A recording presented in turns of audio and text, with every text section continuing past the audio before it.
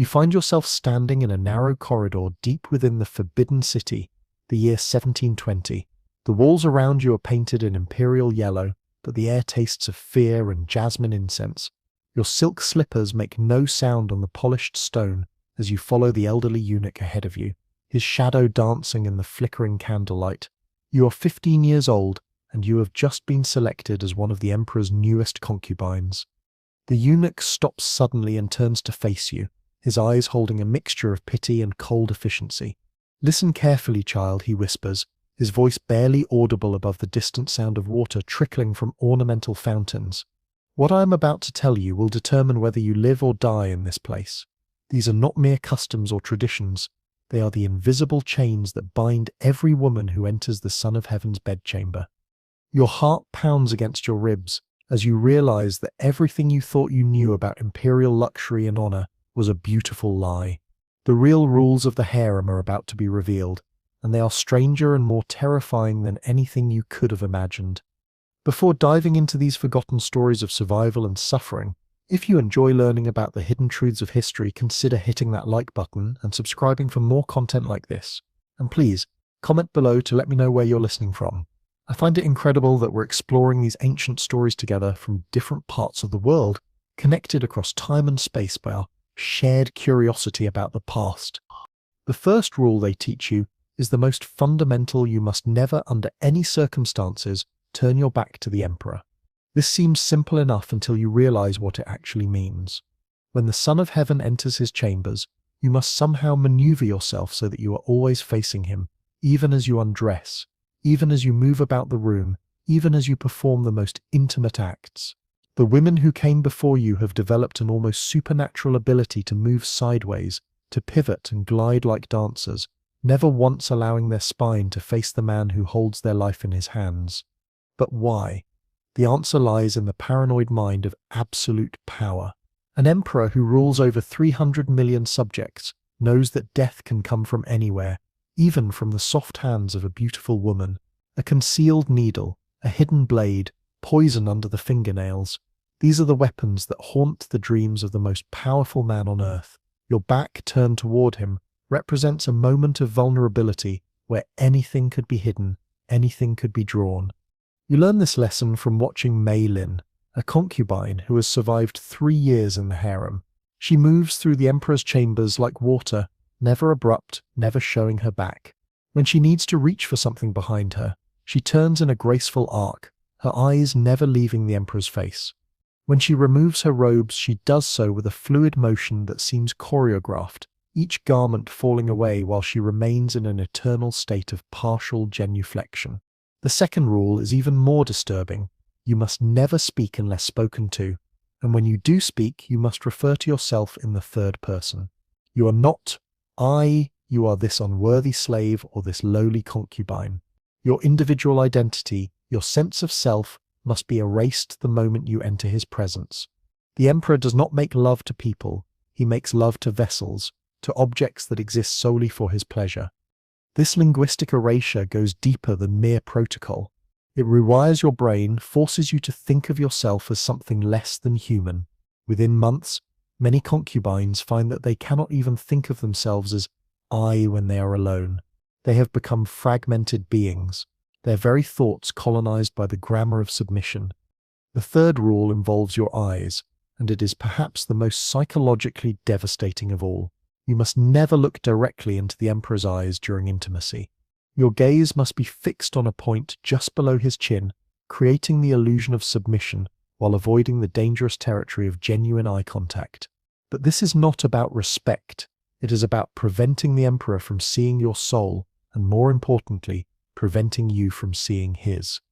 Eye contact creates intimacy, and intimacy creates complications. The emperor must be able to use your body without confronting your humanity. If he sees the fear in your eyes, the pain, the desperate longing for home, he might hesitate. If he sees the intelligence burning behind your gaze, he might begin to wonder what you are thinking, what you are planning. And if you see into his eyes, you might discover that the Son of Heaven is just a man, lonely and afraid, desperately trying to prove his divinity through the conquest of women's bodies. But the most twisted aspect of this rule is what happens when it is violated. If you accidentally meet his gaze, you must immediately prostrate yourself and beg forgiveness, not for disrespect but for the presumption of treating him as an equal. The punishment for repeated violations is not death, but something worse. You are sent to serve in the quarters of the eunuchs, where you will spend the rest of your life as a reminder to other women of what happens when you forget your place. The fourth rule governs the most intimate moments of all. During the act itself, you must maintain complete silence unless the emperor specifically commands you to make noise. But this is not about discretion or modesty, it is about control. Your pleasure, your pain, your very breath must be regulated by his will. If you cry out spontaneously, you are acknowledging that you have an independent physical response, a body that exists beyond his control. This cannot be tolerated. The enforcement of this rule creates a horrifying theatre of intimacy. Women learn to hold their breath, to bite their tongues until they bleed, to dissociate so completely from their bodies that they feel nothing at all. The emperor, meanwhile, becomes addicted to the power of commanding response. He might spend an entire night trying to break a woman's silence, not through pleasure, but through pain, through endurance, through the simple assertion of his will over her autonomy. Some women break under this pressure. They develop a condition the palace physicians cannot name, a complete inability to make any sound at all, even when they are alone. They become living ghosts, their voices stolen by the impossible demands of imperial desire. The fifth rule is about timing, and it reveals the mechanical nature of imperial sexuality. The emperor's climax must always come last, but not because of any consideration for his partner's pleasure. Instead, it is because his release represents the moment when the cosmic order is restored.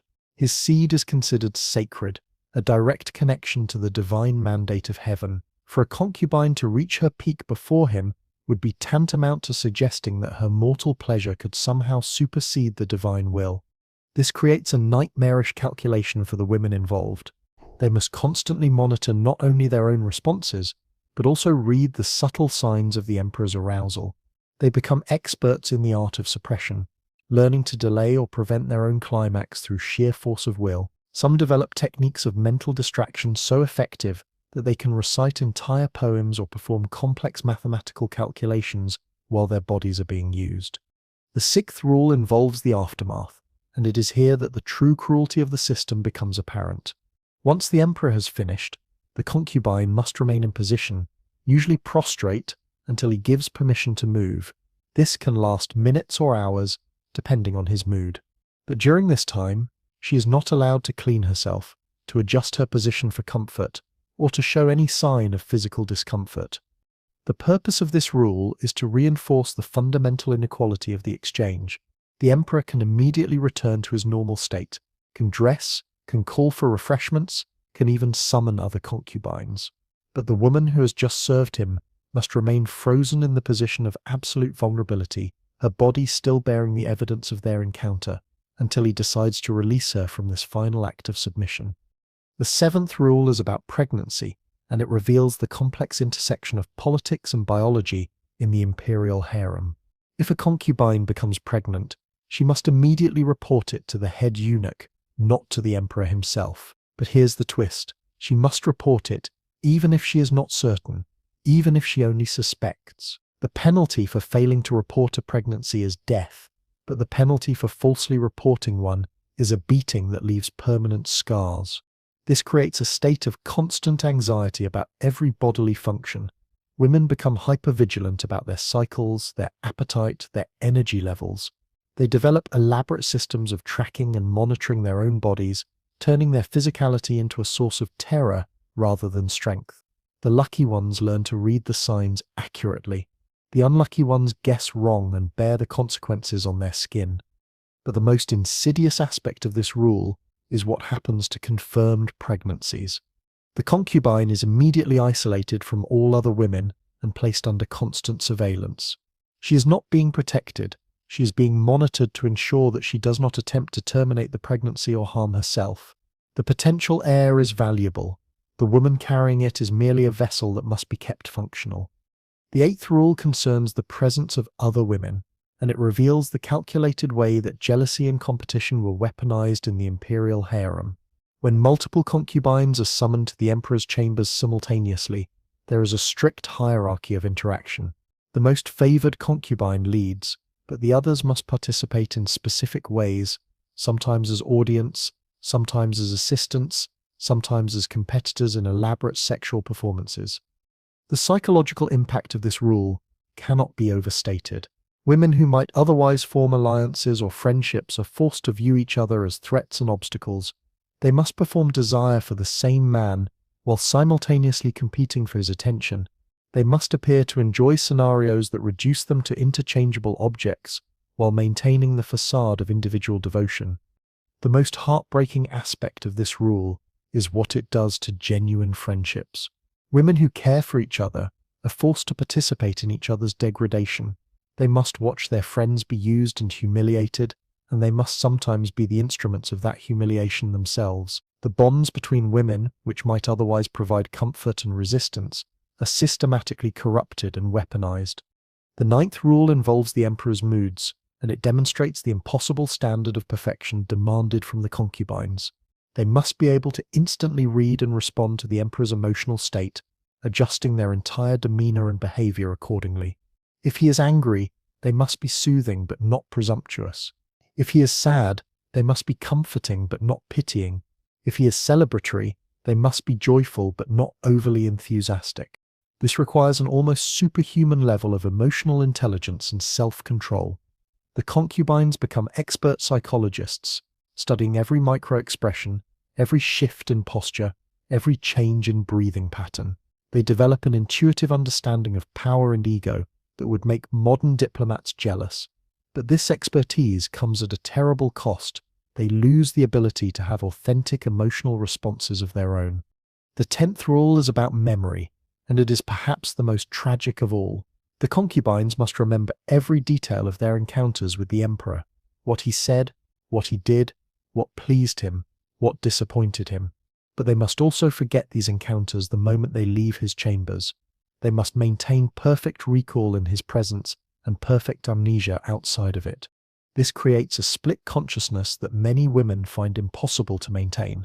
They develop elaborate mental filing systems, ways of compartmentalizing their experiences so that they can access them when needed and suppress them when necessary. Some succeed in this psychological juggling act. Others break entirely, developing conditions that we might now recognize as dissociative disorders. The 11th rule concerns the seasonal nature of imperial desire. The emperor's sexual appetite follows the rhythms of the agricultural calendar, with specific months and festivals requiring different types of performance and presentation. During harvest celebrations, the concubines must embody fertility and abundance. During winter solstice, they must represent the return of light and warmth. During times of war, they must channel martial energy and strength. This means that the women must constantly reinvent themselves, becoming living representations of abstract concepts rather than individual human beings. They must study not only the emperor's personal preferences, but also the cosmic and political significance of different times of year. They become actresses in an elaborate theatrical production where the script is always changing and the stakes are always life and death.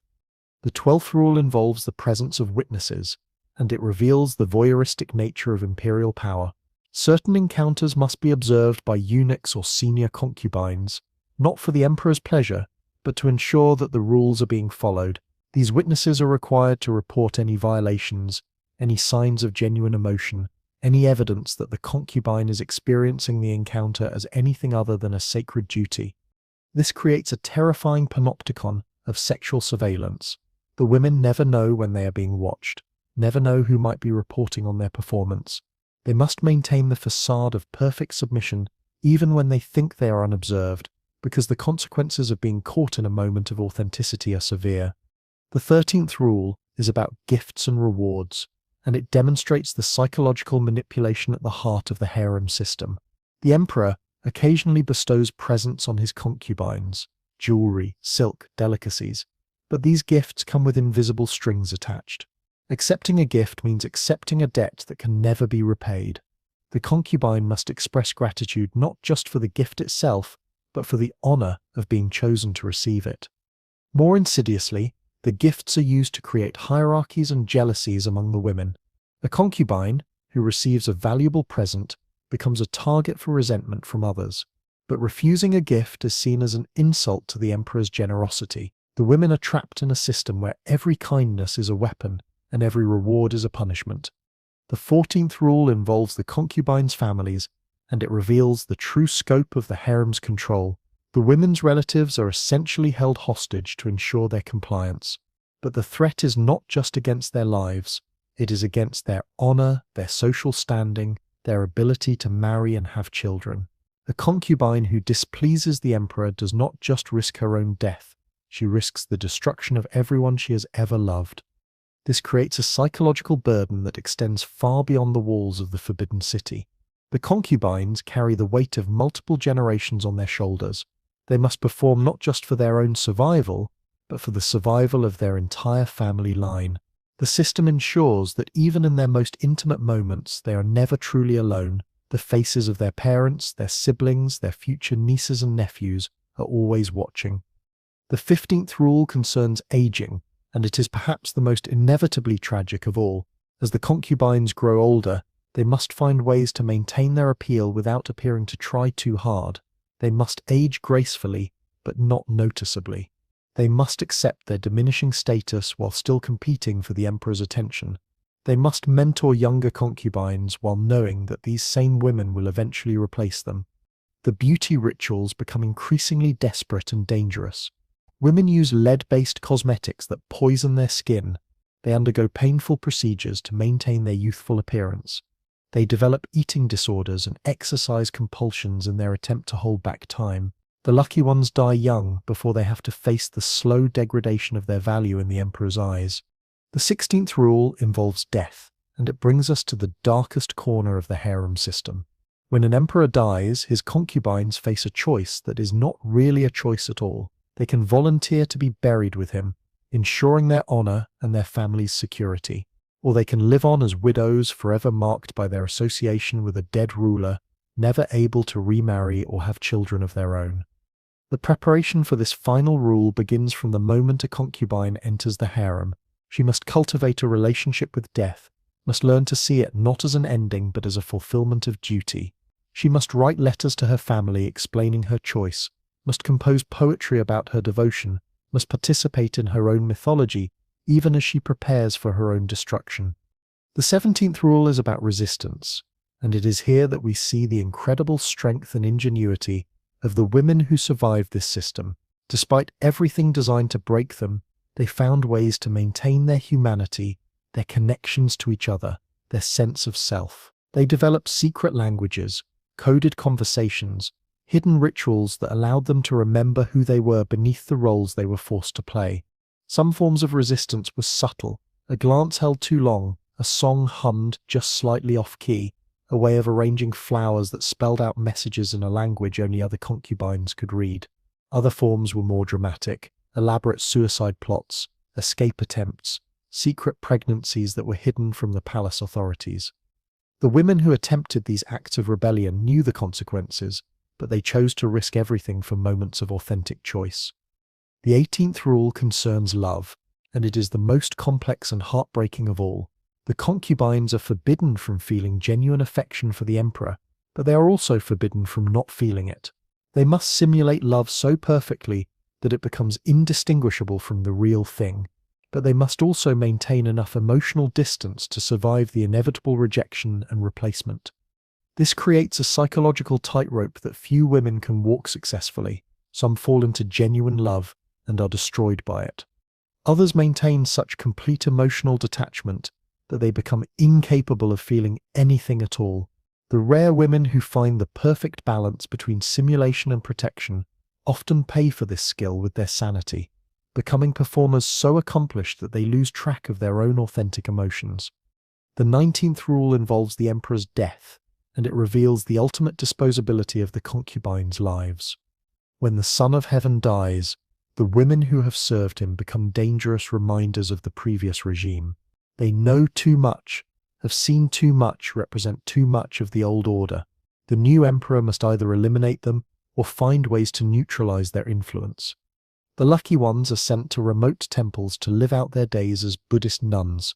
The unlucky ones simply disappear, their fate recorded in no official documents. The truly unfortunate ones are kept alive but relegated to the lowest levels of the palace hierarchy, serving as warnings to the new generation of concubines about the temporary nature of imperial favor. The 20th and final rule is about forgetting, and it brings us full circle to the beginning of our story. The women who survive the harem system must learn to forget everything they have experienced, everything they have seen, everything they have been forced to do. They must become blank slates, empty vessels ready to be filled with new purposes and new identities. But forgetting is not erasure. The memories remain, buried deep in the body and the unconscious mind. They surface in nightmares, in sudden moments of panic, in the inability to trust or love or believe in their own worth. The women carry these invisible scars for the rest of their lives, walking reminders of a system that valued their beauty more than their humanity. As you stand now in that same corridor where we began, older and wiser and infinitely more tired, you understand that the strange bedroom rules of the Imperial Harem were never really about sex at all. They were about power, the power to reduce human beings to objects, to transform love into performance, to make survival contingent on the complete surrender of self. The eunuch who first whispered these rules to you is long dead, buried in an unmarked grave like so many others who served the Forbidden City. The emperor you knew has been replaced by his son, who has been replaced by his son, in an endless cycle of power and submission. But the rules remain, passed down like a secret language from one generation of women to the next. You have survived by forgetting how to be human and learning how to be a shadow. You have mastered the art of appearing to exist while actually disappearing. You have become an expert in the performance of desire, the simulation of submission, the careful navigation of a world where a single misstep can mean death. And now, as you prepare to whisper these same rules to another frightened 15-year-old girl, you realize that you have become the system you once feared. You are the chain that connects the past to the future, the keeper of knowledge that should have died with the last emperor. You are the reason these strange bedroom rules will never truly disappear, no matter how many dynasties rise and fall. The girl standing before you has the same wide eyes you once had, the same hopeful belief that she is about to enter a world of luxury and honor. You know better now. You know that she is about to enter a world where the strangest rule of all is that in order to survive, she must learn to forget that she was ever human at all. In the flickering candlelight, you begin to speak, your voice carrying the weight of centuries, your words weaving another invisible chain in the endless cycle of power and submission that defines the Imperial Harem. And somewhere in the distance you can hear the sound of water trickling from ornamental fountains, the same sound that welcomed you to this place so many years ago, the same sound that will welcome countless other girls in the years to come. The rules never change, only the faces do.